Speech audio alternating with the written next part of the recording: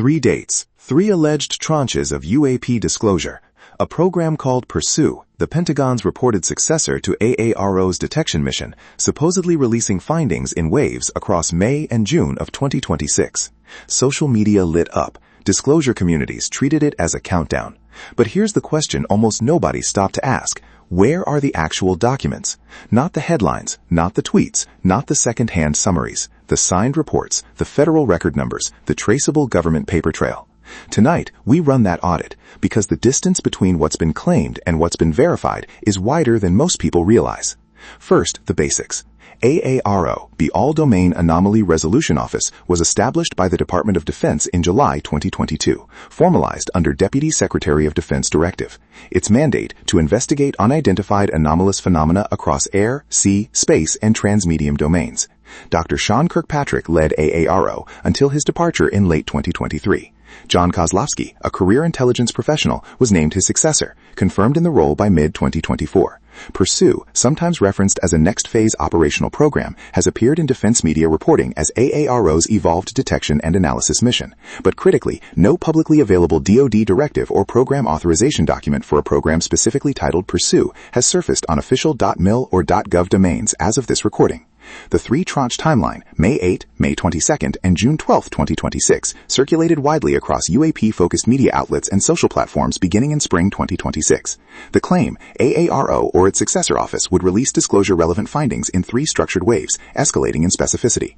Tranche 1 would cover historical case reviews, Tranche 2, sensor data, Tranche 3, comprehensive findings. It's a compelling framework. It's also, as of now, unsupported by any publicly posted AARO schedule, DoD press release, or congressional notification letter.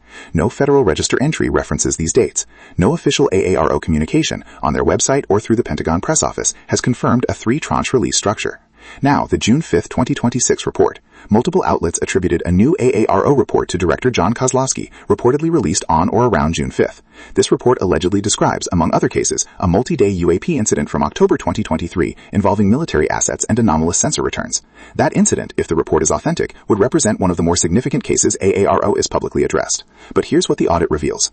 AARO's official website has historically hosted its congressionally mandated reports, the Volume 1 Historical Review from March 2024, and prior annual reports submitted under Section 1683 of the FY 2022 NDAA.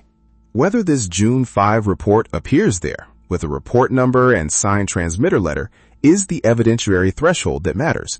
Secondary reporting about the report is not the report. Let's establish the verified baseline.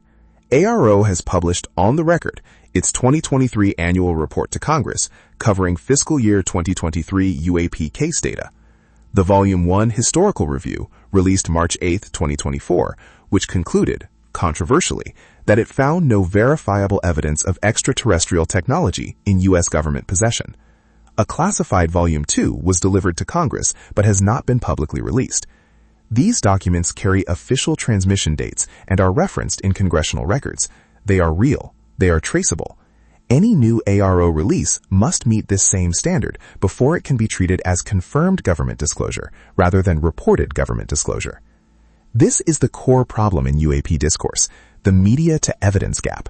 A claim appears in a newsletter or podcast, it cites unnamed sources, it gets amplified on social platforms. Within hours, it's treated as established fact. But at no point in that chain did anyone link to a .gov document. This isn't unique to UAP. It happens across national security journalism. The difference is that in UAP coverage, the audience is primed, understandably, to want the claims to be true. That desire can override evidentiary discipline. The 3-tranche timeline is a case study in this phenomenon. It may ultimately prove accurate, but right now it exists in the secondary reporting layer, not the primary source layer. So what should viewers demand before treating a disclosure claim as confirmed? First, publication on an official government domain, .gov or .mil. Second, a report number, transmitter letter, or congressional notification reference. Third, a named signatory, not an anonymous source, but a government official whose name is attached to the document. Fourth, a FOIA requestable record, something with a document control number that can be independently verified. Fifth, corroboration in the congressional record, hearing transcripts, or Inspector General correspondence. These aren't unreasonable standards. They're the baseline of federal accountability. Any claim that cannot meet at least 2 of these criteria should be held in provisional status, interesting but unverified. The October 2023 multi-day incident deserves specific attention. If Director Kosloski's June 5 report does describe a sustained UAP encounter involving military platforms and anomalous sensor data over multiple days, it would echo patterns seen in the 2004 Nimitz and 2014-2015 Roosevelt encounters, cases that were ultimately confirmed through FOIA releases, Navy acknowledgments, and congressional testimony. The difference between those cases and this one, right now, is documentation. The Nimitz case has declassified FLIR footage, pilot testimony under oath, and Inspector General review.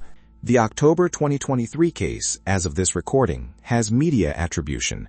That gap must close before equivalence can be drawn. None of this is an argument against disclosure. It's an argument for disciplined disclosure analysis. If the Pursue program exists, if the three-tranche timeline is real, if the June 5 report contains what's been described, then the documents will surface. They'll carry signatures. They'll appear in federal repositories. They'll be cited in congressional proceedings, and when they do, they'll be worth every bit of the attention they've received. Until then, the responsible position is clear. Track the claims, note the sources, but hold the confirmation. The UAP issue has reached a level of congressional seriousness through the Schumer-Rounds UAPDA, the AARO oversight provisions, the Grush testimony, that demands we protect the evidentiary standard. Because when real disclosure comes, it will need to be built on a foundation that skeptics cannot dismiss. That foundation is primary sources, not promises, documents.